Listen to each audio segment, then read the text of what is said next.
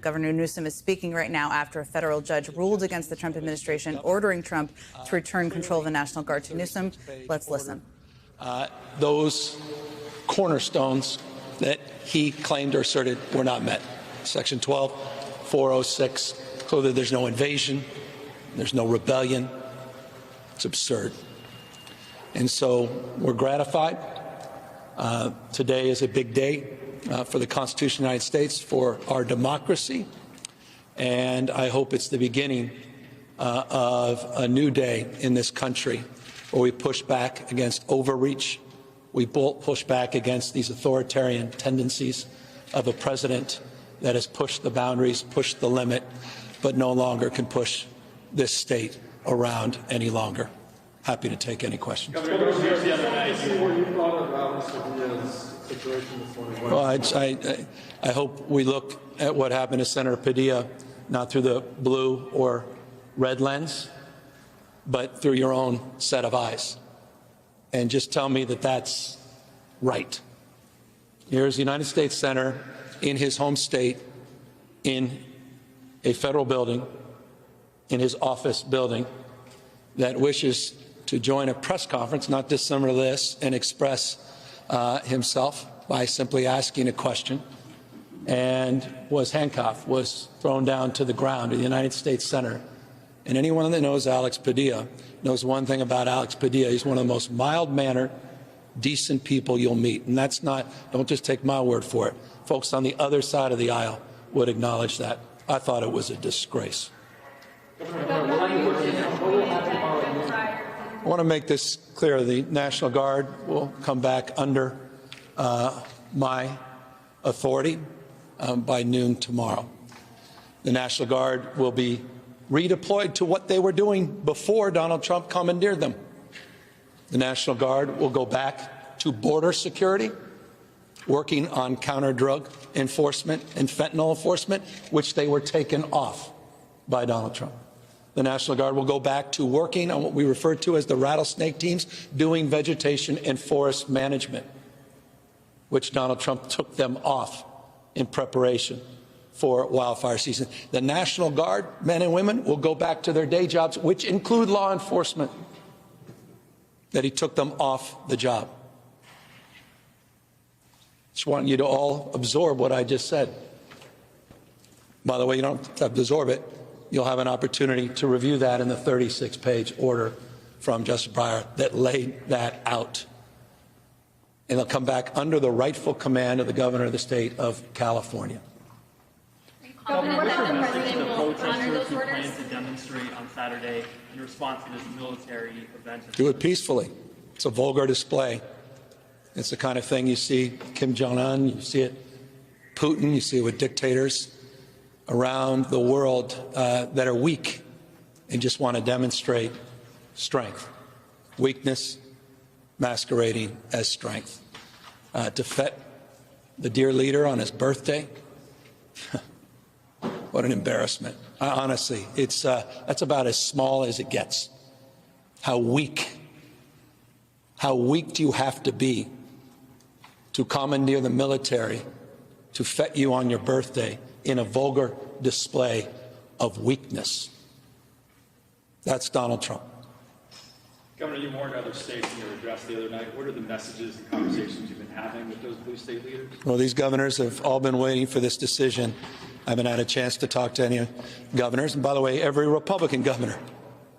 I remember one of them by the name of Kristi Noem, who just a few months ago was on there with one of the spokespeople for the Trump administration, Sean Hannity, and was going on and on and on about a rumor that somehow former President Biden was going to federalize her national troop. And she stood there talking about freedom and federalism, the 10th Amendment. And here she is, her folks throwing the United States Senator from the great state of California on the ground and handcuffing him in his office building in 2025.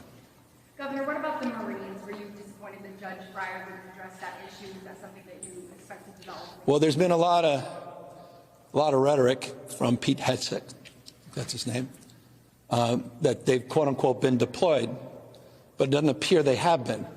But they were making you believe that. And so I think the judge was waiting for the evidence that they actually have been deployed into Los Angeles, which they appear not to be. Of course, they're not coordinating with anybody on this.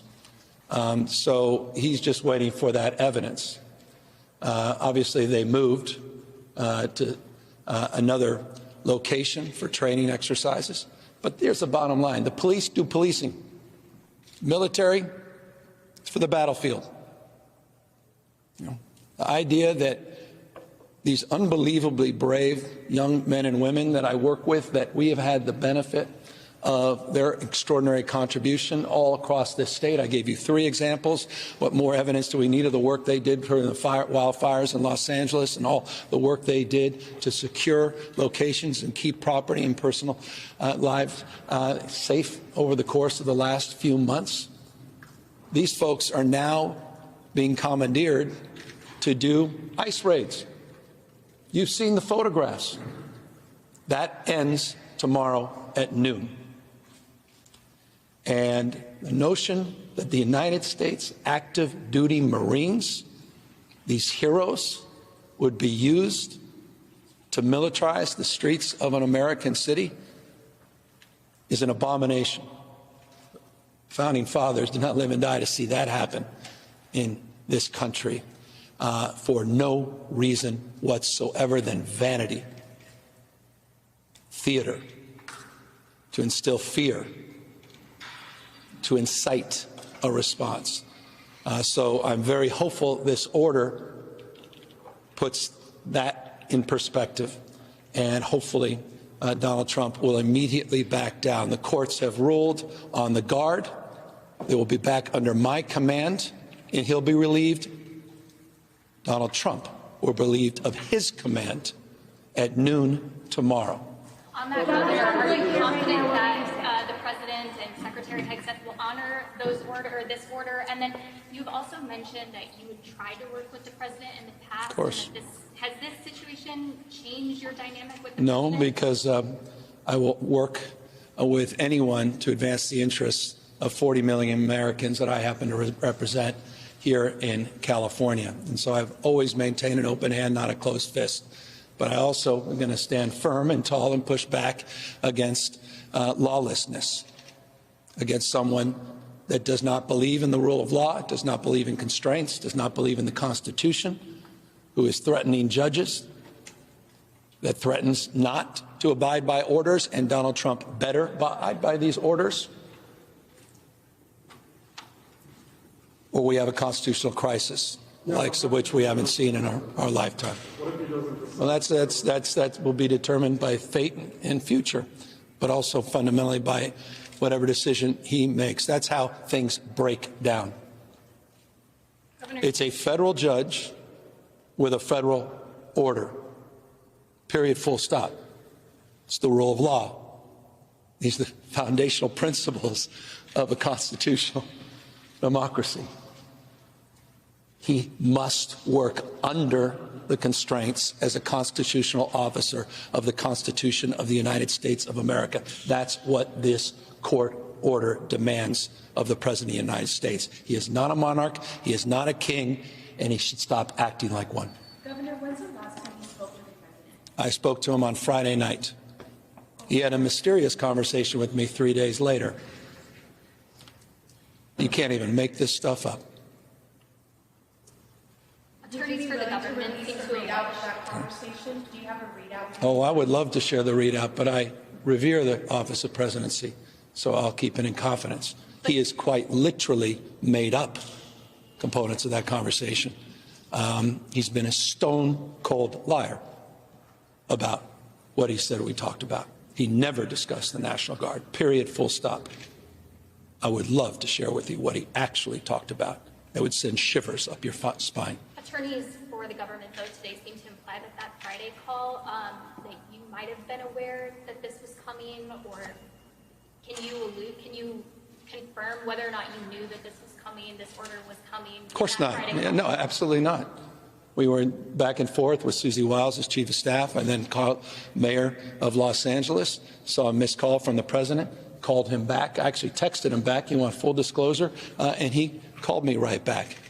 We discussed for a nanosecond Los Angeles, and he immediately zigged and zagged into 7 or 8 other topics, some extraordinarily familiar and some extraordinarily remarkable, considering the world we're living in. So how did you find out? I learned about it when I saw some tweet about Governor Newsom, a nickname, by the way, that's hardly original. There was an 8th grader on Baltimore Street in Corte Madera that used to call me that.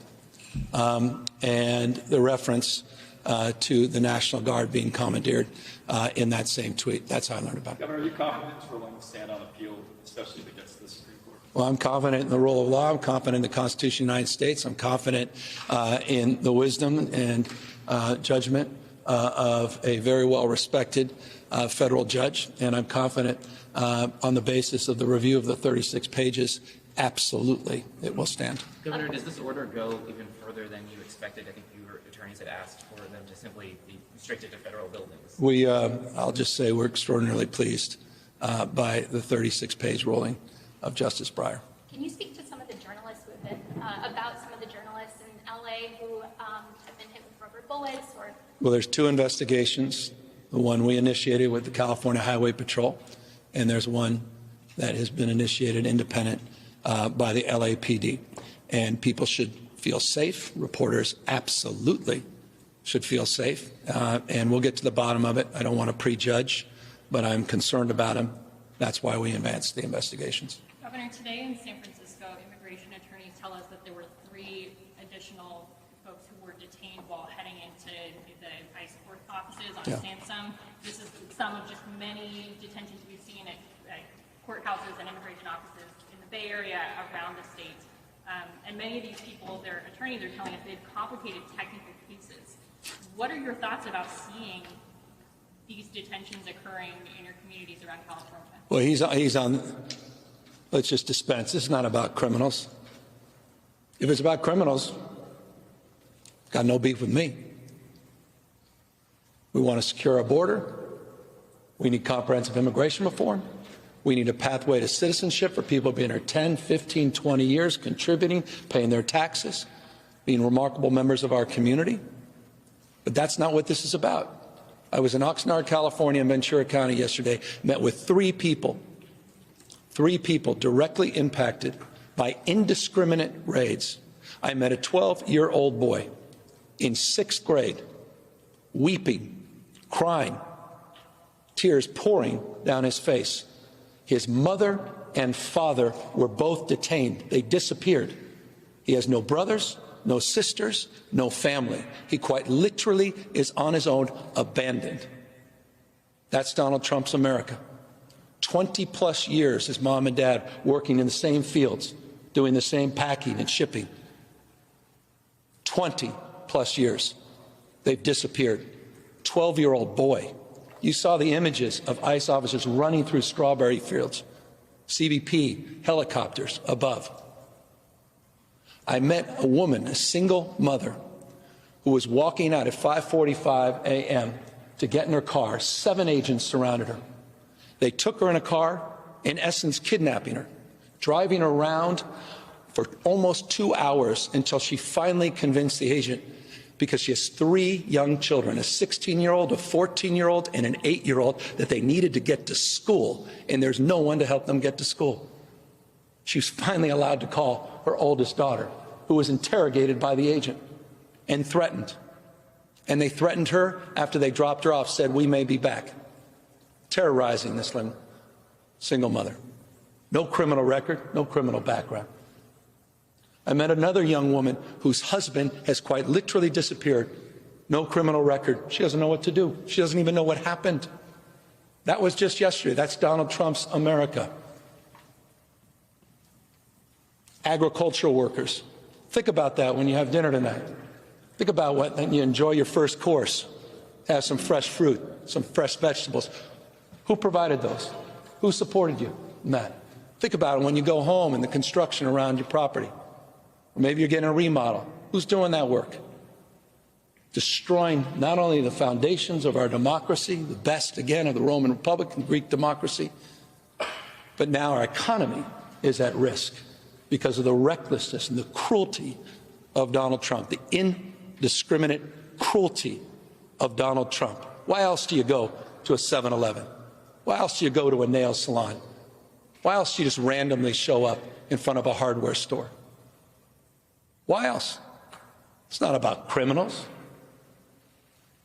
That's about creating chaos. And I do not believe the American people, the majority of the American people, support that. Quite the contrary. And so this decision was important because it's about constraints, it's about limits, it's about our democracy. And that's why we're very grateful by the order. Thank you, Governor. Plan if President Trump does not abide by this order? Well, I think the courts will. I think that's, look, I'm counting on these separations of power. It's the co-equal branches of government. Co-equal, Mr. President, branches of government. He's eliminated one, or they eliminated themselves. That's called Congress. Speaker Johnson, who his eloquence was elevated when he called to, quote unquote, tar and feather the governor of California. That's the speaker. Very religious man. I guess that's the spirit. The word of the Lord. He's abdicated any oversight and responsibility over the President of the United States. There's one branch remaining, and that's the judicial branch. So my response to you is we count on the judicial branch. But there's also, as I said, I ended that speech 48 hours ago. I said there's the most important office, and that's office of citizen. That's all of you. Stepping up, stepping in, and sharing your passion with action. Pushing back against this peacefully, and sharing your voice. And I think this weekend there will be millions and millions of Americans rightfully expressing their outrage, their constitutionally protected right to assemble and free speech, peacefully expressing that all across this country. I pray that's the case. Governor, you don't want to talk about the conversation you had with the president, but are there any details that you can tell us? No, not at this moment. Governor, what do you make of the president today coming out and saying he wants to protect California farm workers from deportation, given what you... This is what he does. He creates a problem, and then he tries to be a hero in his own Marvel movie. Did it on fill in a blank on almost every topic, creates the problem, and then tries to do a make-believe as if you're all perfect little sheep, and you're going to go on with it to be the hero in his own Marvel movie. He initiated those raids. He significantly increased the scale and scope of those raids. That's why he wants the National Guard. Hundreds and hundreds and hundreds of guardsmen and women now being dispersed everywhere, sprinter vans, unmarked, people with masks, running in, rolling over, some case running into cars, 6-month-old kid, a 3-year-old child in the back of the car, left. So, spare me, Mr. President, that he's sincere on that. But if he is, that happened because of you. It happened because of the American people, because they stood up. And that should give us some optimism. Thank you all very, very much. Thank you.